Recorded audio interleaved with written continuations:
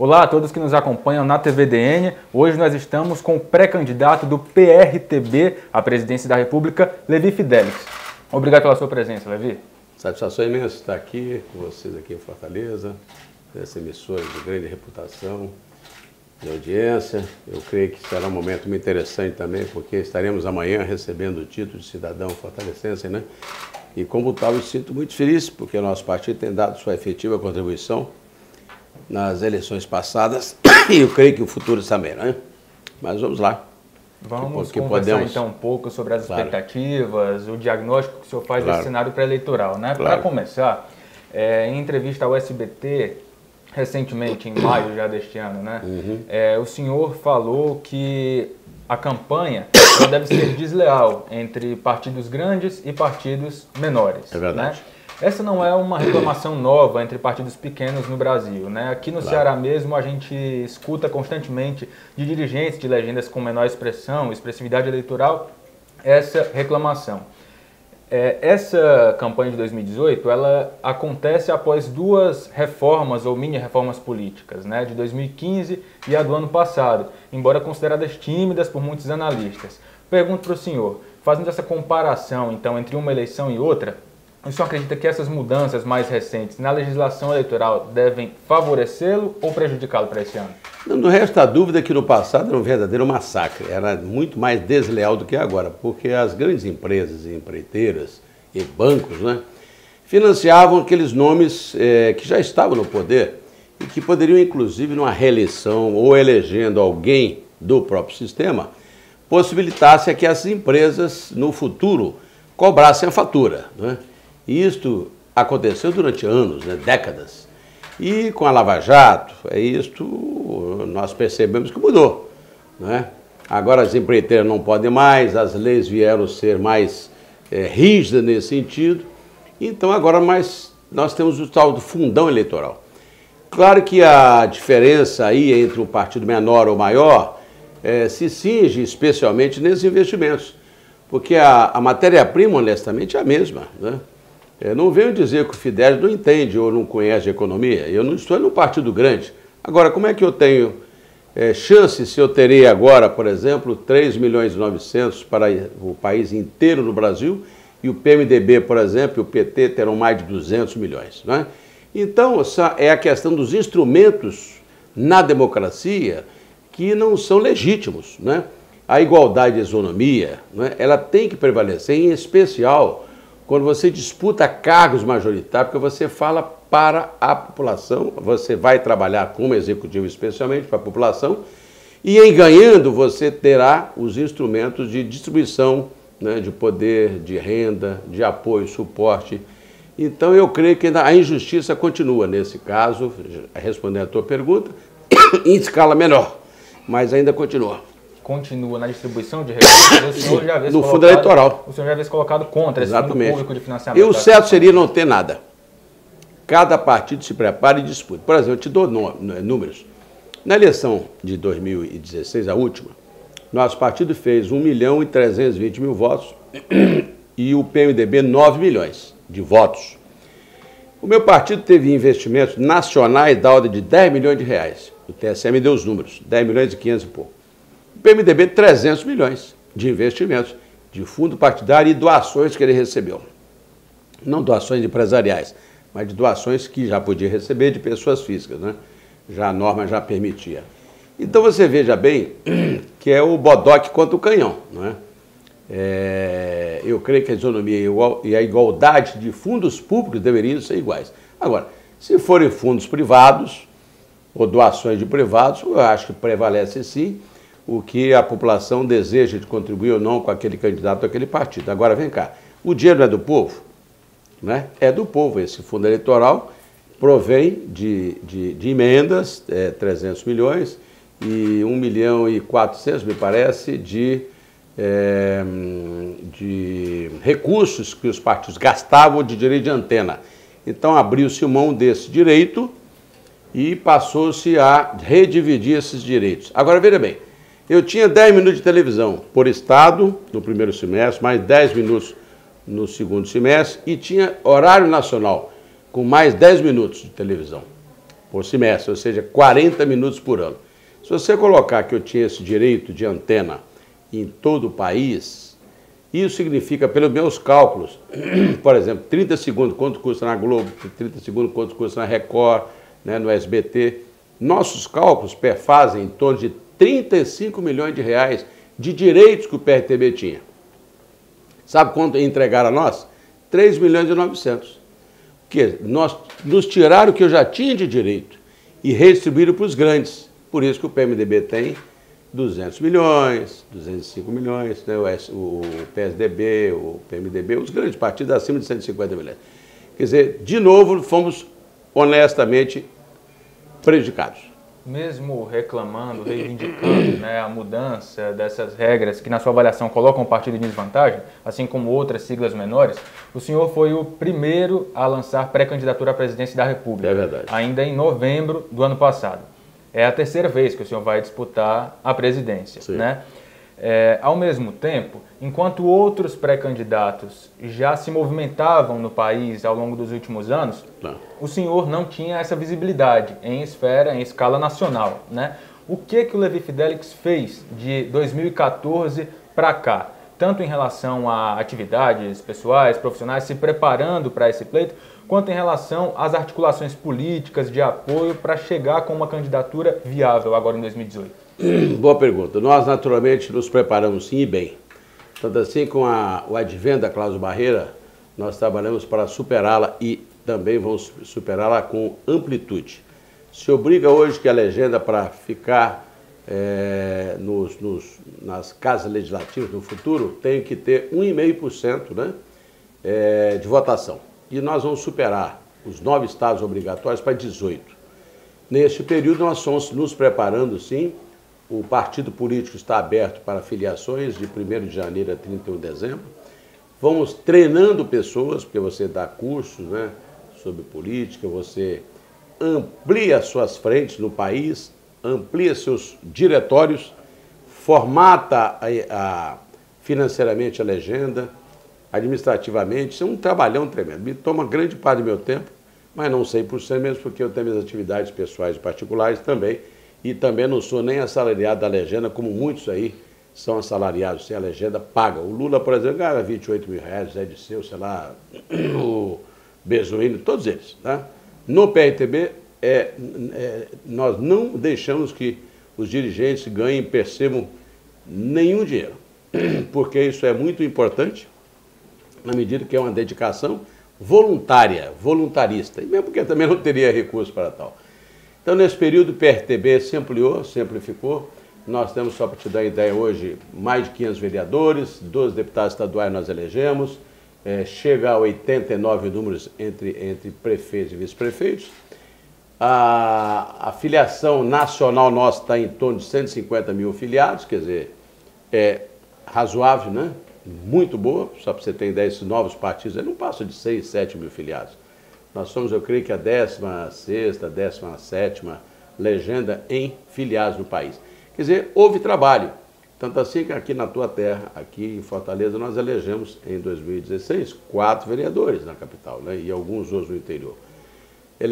Temos também, só para você ter ideia, aqui em São Luís do Maranhão, 6 vereadores na capital, não é? Nós somos no Piauí 2 vereadores, só para falar de 2016. A qualidade do partido vem se demonstrando ao longo do tempo.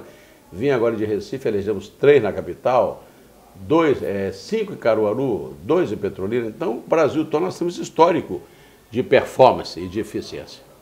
O senhor é pré-candidato nessa eleição que deve ser a que vai reunir o maior número de candidatos à presidência nos últimos anos, né? O senhor tem acompanhado as movimentações dos seus adversários em potencial? Como é que o senhor tem observado o jogo eleitoral às vésperas dessa pré-campanha? Tenho sim.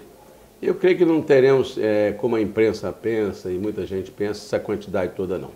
Não vamos bater o recorde de 88 no tempo do Collor não, e do Lula, né?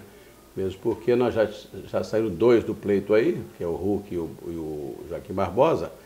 Creio que outros mais não serão candidatos, mesmo porque também essa Lava Jato e as denúncias que estão vindo são grandes em cima dessas candidaturas, né?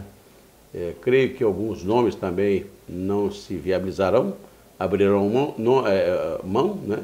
E serão substituídos. Eu, no meu cálculo, não passaremos aí de 14, 15, não, se colocarmos que alguns partidos também menores irão lançar candidaturas próprias, tá? Não deve ser mais do que isso.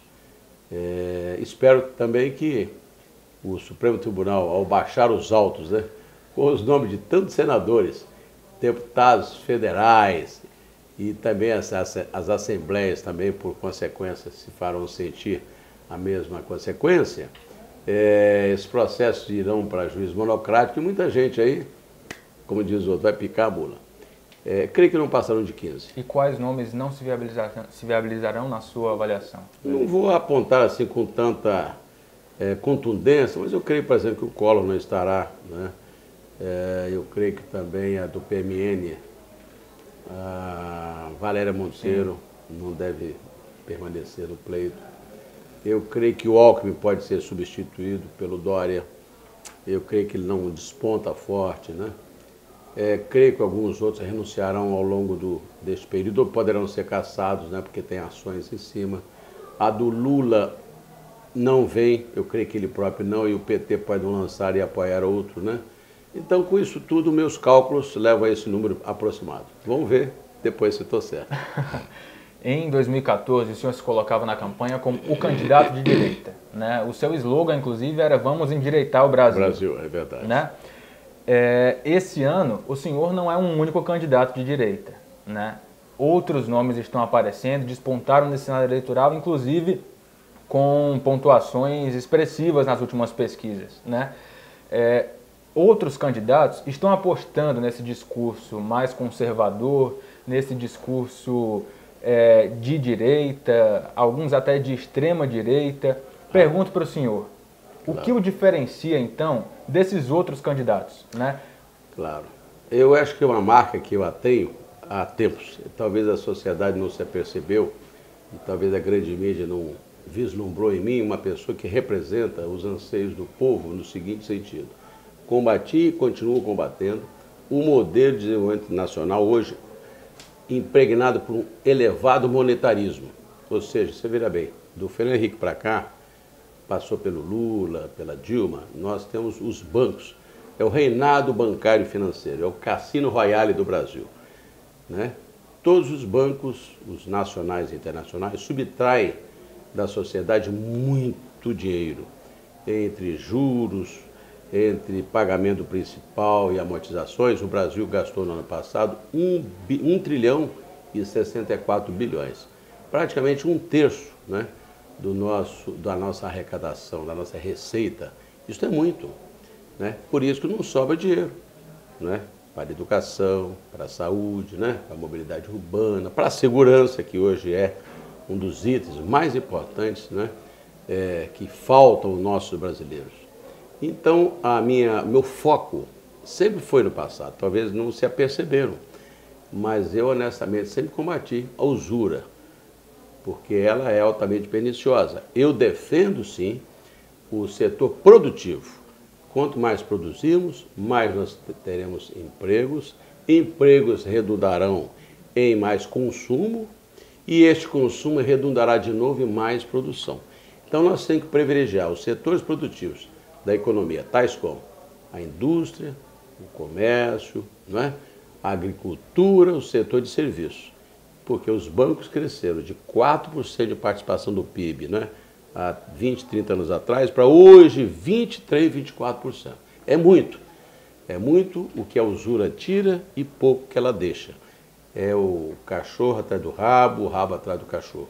Eu acho que levando isso de maneira muito simplista, muito explicada para a população, e ela tem consciência disso sim, porque os juros altos de 400% no cartão de crédito, os juros altos, né, do crédito pessoal, né, 64 milhões de brasileiros que hoje estão no Serasa e SPC, estão afastados do consumo. Tudo isso faz com que a população se aperceba que o meu discurso é correto, que o discurso do Fidelis é o único que fala disso, não é? Claro, nós falamos também de outras coisas, como imposto zero, né? Na área do remédio. Eu acho que nós não podemos cobrar impostos para a doença, né? Ou seja, o Estado não pode funcionar como empresário da doença. nós temos que retirar, nós temos que subsidiar a cesta básica, desonerar pelo menos de IPI, ICMS, PIS, COFINS, sei lá o que, o arroz, o feijão, o trigo, o pão, 20 elementos essenciais da vida. Não? Nós temos que fornecer e dar aos jovens condições de, após se formarem, terem no BNDES uma carteira de crédito específica para que ele possa financiar sua atividade empresarial pós-formando. Ninguém fez isso, falou disso. Eu quero sim fazer uma reforma tributária e financeira no nosso país. Quero também reduzir os impostos nessa nação, não é? Do mesmo jeito que o Estado pode servir de protetor, naturalmente, dos menos favorecidos, nós queremos um Estado mais livre, desembaraçado, é claro, privatizando o que temos que privatizar, como toda a área portuária, a área aeroportuária, né? Agora, também não iria privatizar, honestamente, a energia, porque ela é questão de segurança nacional. Então, eu sou daqueles que mitiga entre um Estado forte e, naturalmente, um Estado liberal. O Estado tem que funcionar como indutor, mas também protetor, né, daqueles segmentos desfavorecidos. O senhor, Levi, é um candidato que é sempre lembrado entre uma eleição e outra por promessas, por compromissos de campanha que são mantidos, né? E aí, claro, um carro-chefe do senhor no passado foi o Aerotrem, né? E desde então outras propostas elas são replicadas de um pleito ao outro. Apesar disso, essa eleição ela também chega num cenário político e econômico diferente, né, do que a gente teve em 2010 e em 2014. Como é que está a elaboração do seu programa de governo para esse ano, para essa campanha? E o que o senhor pretende trazer das outras campanhas para essa? Naturalmente que eu não posso me esquecer que a mobilidade urbana sempre foi um dos meus carros-chefe. Você falou muito bem. O Aerotrem, que nada mais é do que o monotrilho, o monorail, né, está sendo feito em São Paulo. Quer dizer, ideias minhas já estão sendo aplicadas, né? Quero trazer, quem sabe, no futuro aqui para Fortaleza também. Cidade de Joinville quer fazer, Campinas quer fazer. Então, veja bem, o conceito que eu trouxe, né, de termos um transporte por cima para liberar o solo, né, para carros, caminhões e tudo, é bom, é importante. Né? Nós temos mais um modal. E isso realmente é algo que eu trouxe há muitos anos para o nosso país, proveniente da Europa, não é? Mas, claro, também eu sempre me importei com as questões sociais e questões de desenvolvimento. Eu creio que também me faltou a oportunidade na grande mídia para participar das sabatinas, não é? Lamentavelmente, essas pesquisas muitas vezes nem me colocam como um pré-candidato, como eu tenho visto o Datafolha, por exemplo, tem me esquecido sempre. Felizmente o Ibope está lá sempre, né? A Bandeirantes fez agora também, né? Não falando aqui que estou aqui na outra casa, mas eu creio que todos os candidatos deveriam ser colocados, né, na vitrine, ou seja, para que o povo possa olhar e ver, ó, esses são candidatos. Mas se o cara nem sabe que eu sou candidato, claro que não vai votar. É necessário, então, gente, que as propostas dos candidatos sejam colocadas para o povo de maneira transparente, objetiva e que realmente chegará o momento que, quem sabe, o povo vai optar por Levi Fidelis. Veja bem, fizeram uma pesquisa recentemente no chamado Detecta, que é um software novo aí. O Levi Fidelis é dos poucos candidatos que não tem nenhuma ação correndo contra ele, ou seja, contra mim. Nada. Nem contra o partido, nem contra mim, no tocante a improbidade, desvio, né? Candidato limpo é o que o povo quer e exige. E eu creio que essa é a grande vantagem. De repente eu posso ganhar essa campanha de WO. Ele vai ter que dar, porque todos os demais estão implicados de alguma maneira, ou ele e os seus partidos, né? Então essa é a mensagem que eu creio que eu vou levar e já estou fazendo isso. Vim agora de Belo Horizonte, passei por Salvador, Recife, estou aqui, depois irei daqui para Mato Grosso, Cuiabá, receber também o título de cidadão cuiabano, né? E depois retornarei ao norte, né? Indo de São Luís para o Pará, para o Amapá. Já estive no Amazonas. Essa corrida, né, naturalmente desenfreada, que todos os candidatos agora, pré-candidatos, estão fazendo, é o momento adequado e certo. Eu creio que agora começa a empinar. Com relação a outra pergunta que você me fez, de outros candidatos à direita, né, eles existem. E a minha vantagem nesse tocante, eu já fui candidato outras vezes. Então, se eu for para os debates e vou para os debates, eu tenho motivação para defender o conservadorismo, a pátria, né, a família, e também essas propostas que eu já tenho há muito tempo. Outros candidatos terão que provar. E muitas vezes vem candidatos aí com uma tese só, né? São monossilábicos. Só fala de segurança, o outro só fala de, sei lá, de sustentabilidade. Isso soa mal, né? Eu acho que nós temos que ser, digamos, poli em tudo. Tudo que me perguntam, honestamente, posso não me aprofundar tanto, mas se você me fala de previdência, a gente conhece, falar aqui de segurança também, de economia, o candidato tem que ter preparo. Eu não terceirizo propostas, eu não chamo economista para responder por mim. Eu não chamo o cara da agricultura, que eu conheço a agricultura, já inclusive trabalhei no Ministério da Agricultura. Então eu creio que estou preparado para servir o meu país. Levi, você mencionou família como uma de suas bandeiras na campanha, né? Inclusive família foi talvez um tema aí que o levou ao centro dos holofotes na eleição passada por conta de uma declaração dada em um debate televisivo, né? Justamente em uma pergunta sobre configurações familiares.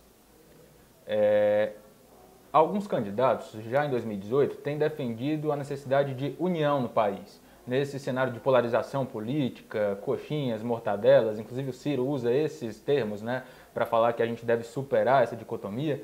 Pergunto para o senhor, depois de ter se envolvido também em toda uma polêmica em torno de declarações relacionadas à população LGBT na campanha passada, o senhor foi inclusive alvo de ao menos 8 ações, né, diversas, por conta das declarações dadas naquele debate.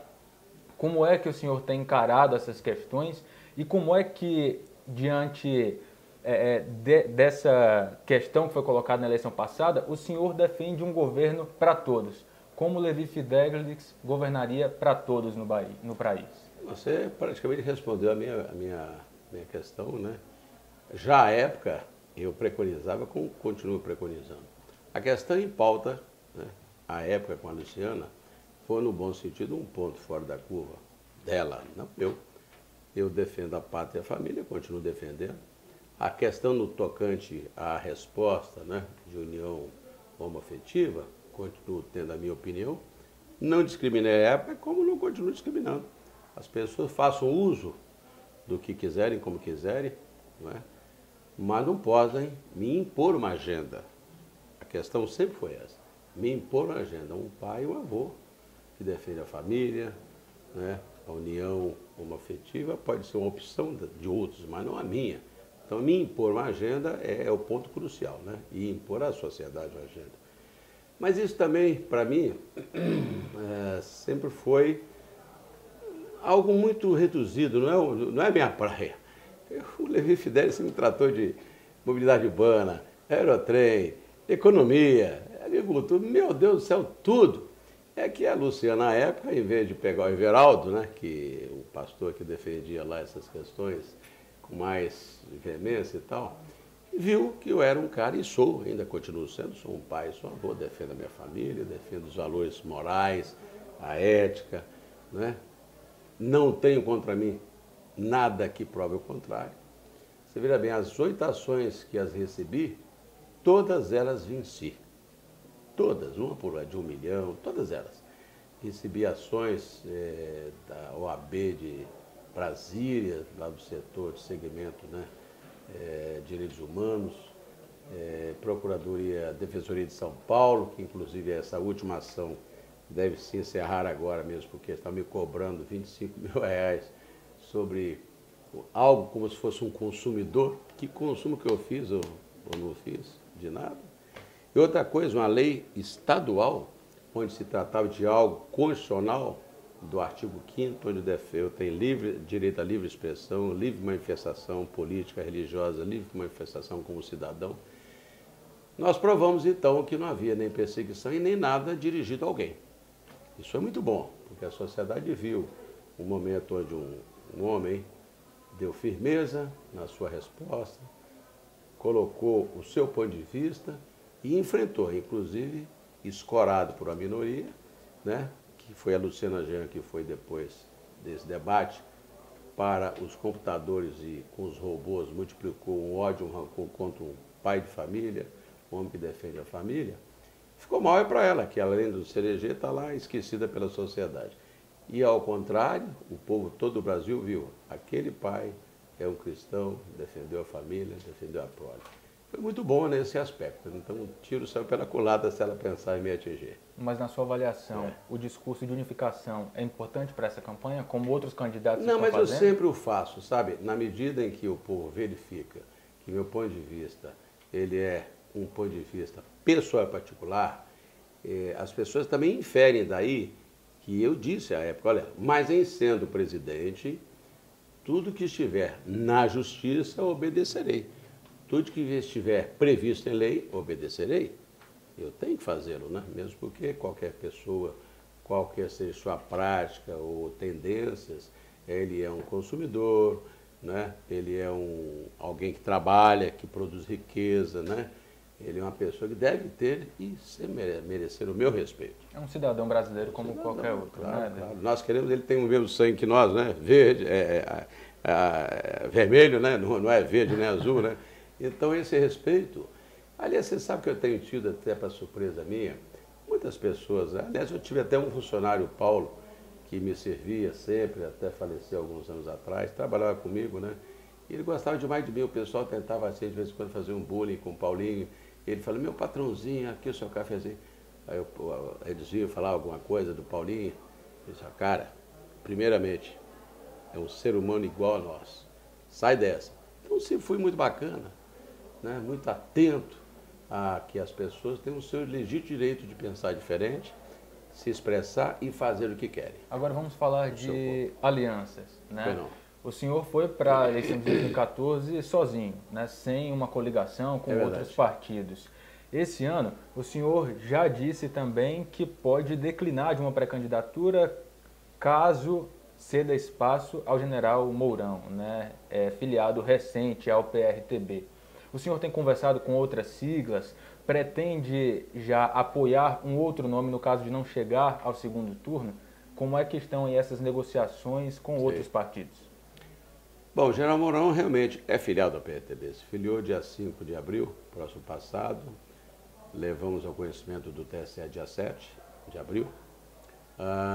E foi uma surpresa para todos aí, o Brasil todo, que apenas 30 dias depois tomaram conhecimento dessa filiação.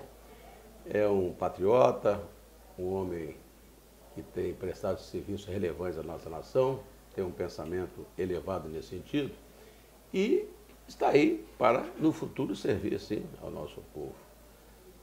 Dependerá das convenções futuras.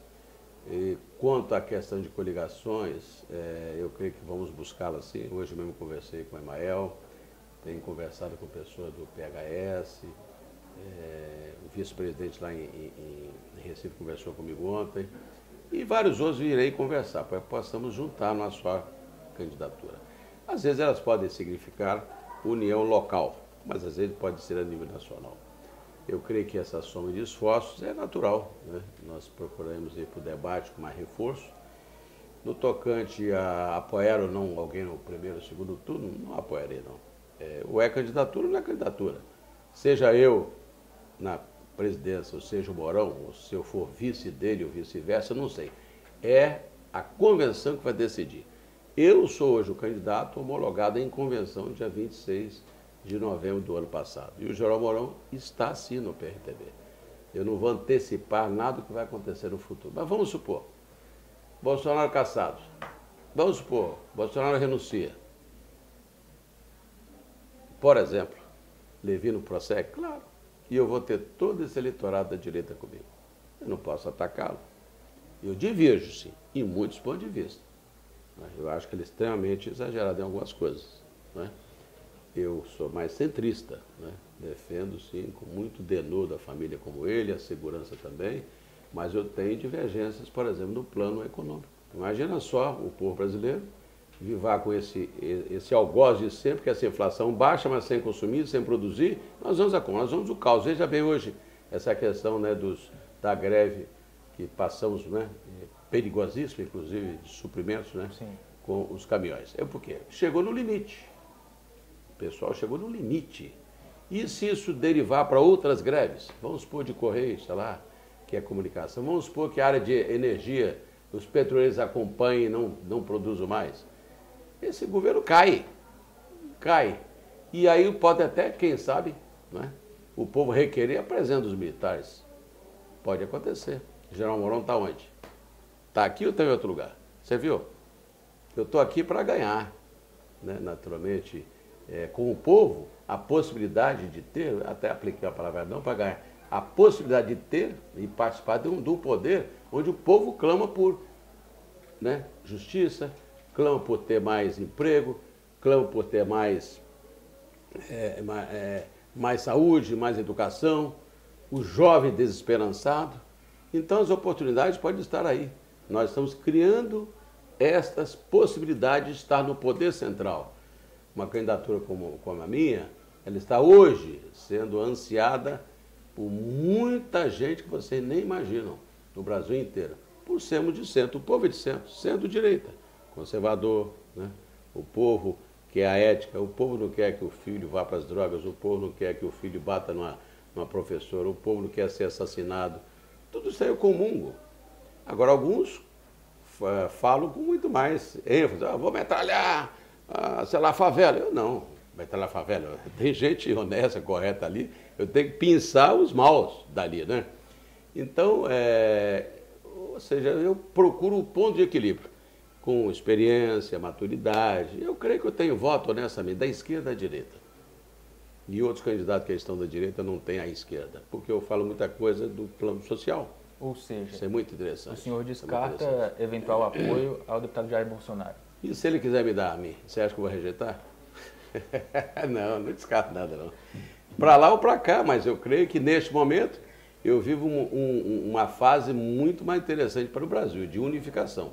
Eu quero o Brasil para frente, não vou apontar dedo para ninguém. Vou apontar que o candidato tal presta ou não presta. Cabe à justiça dizer. Eu vou querer que o Brasil marche para frente. Aliás, o meu slogan agora não é que passou a ser outro, mas já temos Brasil para frente, Lenin Fidelis presidente. Hein? Algumas vezes tem a variável do bigodão, né? Bigodão contra o banqueiro, empresário, ladrão. Né? Um cara criou para mim um dia, eu achei interessante, lá no partido. Bigodão contra o banqueiro, empresário, ladrão. Eu falei, tá bom. Vamos ver. Ok, então, Levi. Obrigado. Isso. Muito obrigado pela sua presença, pela sua atenção. Boa sorte na campanha. Agradeço muito. Obrigado. Tá?